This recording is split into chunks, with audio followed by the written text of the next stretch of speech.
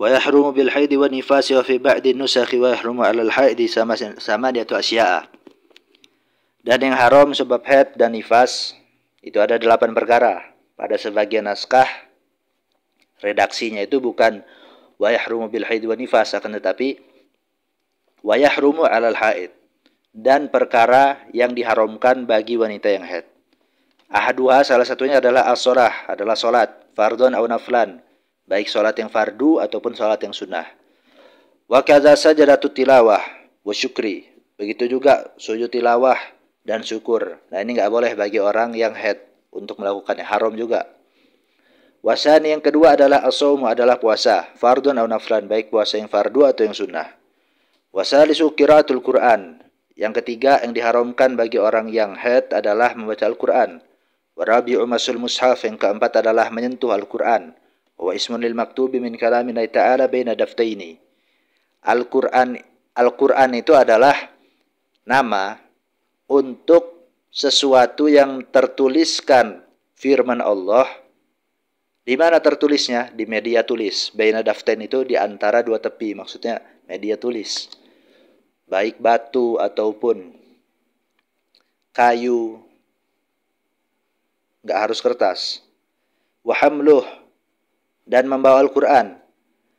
Nah, ini harusnya illa idza khafat alaih, kecuali jika perempuan tersebut takut, misalkan Al-Qur'an itu takut terinjak.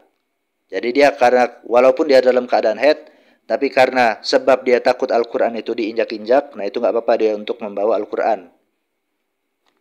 Wal khamis, yang kelima adalah dukhulul masjid. Dukhulul masjid adalah masuk masjid, lil haidi, bagi orang yang haid. Diharamkan juga in khafa talwisahu, jika dia takut untuk mengotori masjid. Tapi dia kalau enggak takut untuk mengotori masjid, enggak apa-apa dia untuk masuk.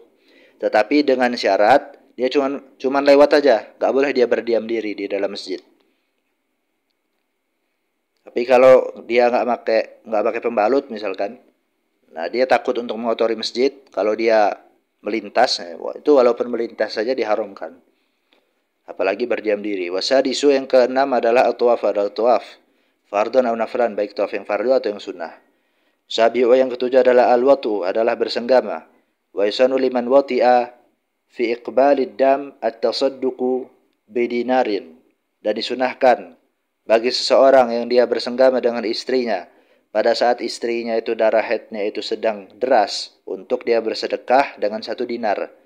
Waliman wati'a fi idbarihi at-tasadduqu bi nisfi dinarin, dan disunahkan bagi orang yang dia bersenggama dengan istrinya pada saat istrinya itu sedang haidnya itu sedang tidak deras, untuk dia bersedekah dengan 1/2 dinar, tetapi keharamannya tetap kena. Wasamin, yang kedelapan adalah istimta', adalah bersenang-senang. Bima baina surrati wa rukbati, dengan bagian tubuh bima baina surrah wa rukbati minal mar'ah, dengan bagian tubuh perempuan di antara pusarnya dan di antara lututnya. Fala yahrumu al-istimta'u bihima, maka kalau dengan pusarnya atau dengan lututnya seorang suami itu bersenang-senang dengan bagian lutut ataupun pusarnya perempuan, nah ini enggak haram. Wala bima fawquhuma, enggak haram juga bagian yang melebihi keduanya. Jadi di atas pusar, di bawah lutut, nah itu enggak haram. Halal mukhtar, berdasarkan pendapat Al-Mukhtar yang terpilih fi Syarhil Muhazzab, di dalam kitab Syarah Muhazzab. Ini karangan Imam Nawawi ini. Summa istatrada al-musannifu, kemudian musannif menyisipkan, Imam Abi Syuja menyisipkan, li zikri ma haqqu wa ayyuzkara fi ma sabaqa fi fasli mujibil ghusli, menyebutkan, musannif menyisipkan pada penyebutan sesuatu yang seharusnya itu disebutkan sebelumnya di fasal perkara yang mewajibkan mandi. Faqala, maka beliau berkata, wa yahrumu 'alal junubi khamsatu asya'a, haram 5 perkara bagi orang yang junub. Ahadua, salah satunya adalah as-salatu fardhon aw naflan, salat fardu atau sunnah. Wasan, yang kedua adalah qiraatul Qur'an, membaca Al-Qur'an, ai ghairi mansukhit tilawah, ayatan kana aw harfan, sirran aw jahran. Yang kedua adalah membaca Al-Quran. Al-Quran yang mana? Al-Quran yang pembacaannya itu tidak termansuhkan. Kalau pembacaannya sudah termansuh, walaupun tulisannya tidak termansuh, nah itu nggak diharamkan untuk membacanya. Walaupun satu ayat, kalau yang belum termansuh pembacaannya, nah itu diharamkan. Atau satu huruf, sirron au jahron, baik bacanya itu secara pelan ataupun secara kencang, secara keras, tetap juga haram. Wa kharaja bil Qur'an ya Taurat wal Injilu. Nah, kalau Taurat, Injil enggak termasuk Al-Qur'an. Amma azkarul Qur'ani fatahillu la biqasdi Qur'anin. Adapun zikir-zikir yang diambil dari Al-Qur'an, nah itu enggak apa-apa untuk dibaca walaupun dalam keadaan junub atau dalam keadaan haid. Yang dibacanya itu untuk tujuan zikir, bukan untuk tujuan membaca Al-Qur'an. Wasalisu yang ketiga adalah masul mushafi wa hamluh min babi aula. Ketiga adalah menyentuh Al-Qur'an, apalagi membawanya. Warabi'u yang keempat adalah at-tawafu fardhon aw naflan. Yang haram, perkara yang haram yang keempat bagi orang yang junub ataupun orang yang haid adalah tawaf, baik tawaf fardu ataupun yang sunnah.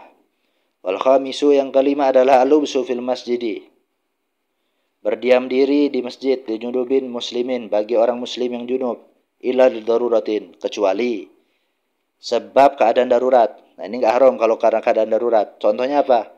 Kaman ihtalama fil masjidi wa ta'azzara alaihi khurujuh minhu li khaufin hala nafsi aw madih. Contohnya adalah seperti orang yang dia mimpi basah, kemudian dia keluar sperma.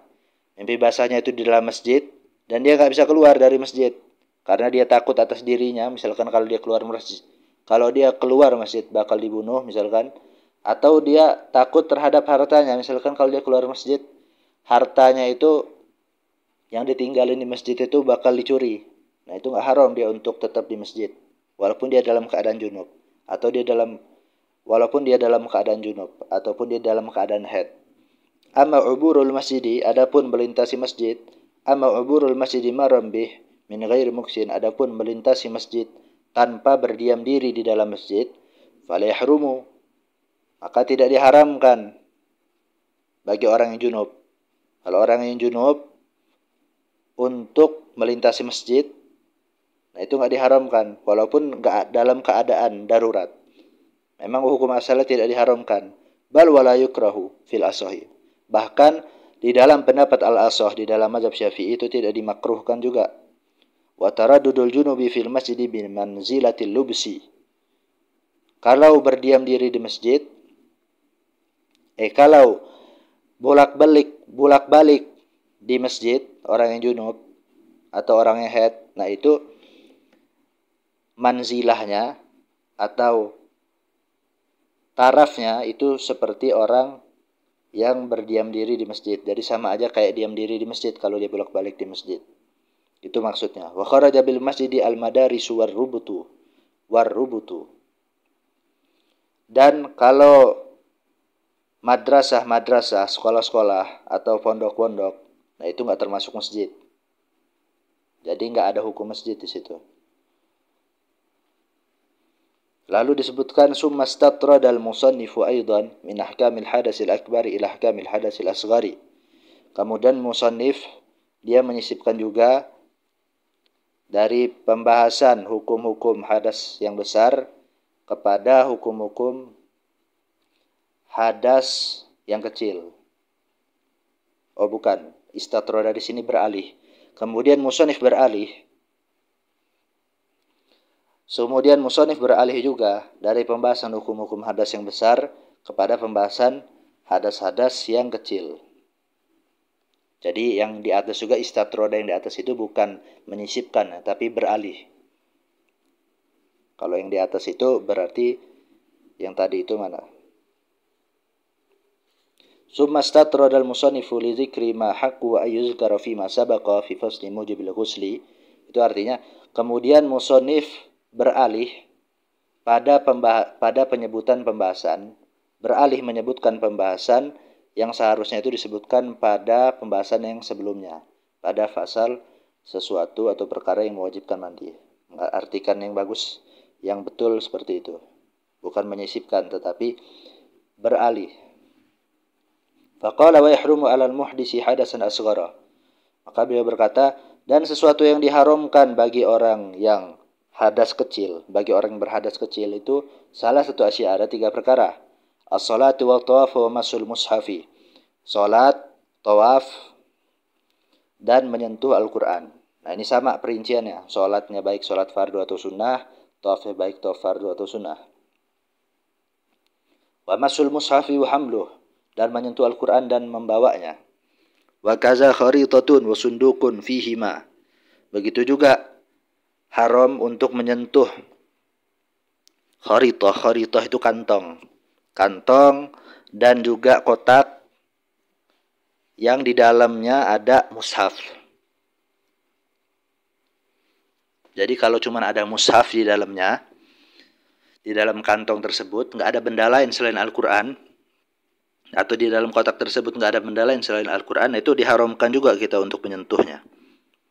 Wa yahillu hamluhu fi amti'atin. Nah, kalau membawa Al-Quran tersebut yang ada di dalam kotak atau yang ada di dalam kantong, tetapi bersama barang-barang yang lain, nah itu nggak diharamkan. Walaupun cuma ada jarum, barang selain Al-Quran di dalam kantong tersebut. Nah itu nggak diharamkan. Wa fi tafsirin aksaru minal Quran. Dan juga tidak diharamkan juga menyentuh Al-Quran yang ada di dalam tafsir. Yang tafsirnya itu lebih banyak daripada Al-Qurannya. Wa fidana nira wa darahima wa khawatima nukisha ala kulli minha Qur'anun. Dan juga nggak haram untuk menyentuh ukiran yang ada di dinar, dirham, dan cincin yang terukir dengan ukiran Al-Quran. Nah itu nggak haram juga untuk menyentuh ukiran Al-Quran tersebut yang ada di benda-benda tersebut. Wala yumna'ul mumayyizul muhdisu min masi mushafin walauhin lidirasatin wa ta'allumi Qur'anin. Nggak diharamkan juga bagi anak yang sudah tamyiz, yang dia berhadas, untuk dia menyentuh Al-Quran dan juga untuk dia menyentuh papan yang digunakan untuk menulis Al-Quran, yang khusus digunakan untuk menulis Al-Quran. Lidirasatin wa ta'allumi Qur'anin. Dia menyentuhnya itu dalam keadaan berhadas, tapi dengan tujuannya itu, dengan tujuan menyentuh Al-Qur'annya, dengan menyentuh papan yang dikhususkan untuk menulis Al-Qur'an, dengan tujuan dia untuk belajar, untuk mempelajari Al-Qur'an. Nah, itu nggak diharamkan bagi anak yang tamyiz, yang dia belum baligh. Tetapi kalau sudah baligh, nah ini nggak masuk hukum ini. Yang dia belum baligh anak tersebut, tapi sudah masuk usia tamyiz, nah itu tidak diharamkan kalau tujuannya untuk mempelajari Al-Quran. Yaitu tadi menyentuh Al-Quran atau menyentuh alat tulis, media tulis yang dikhususkan untuk menulis Al-Quran. Nah itu nggak diharamkan.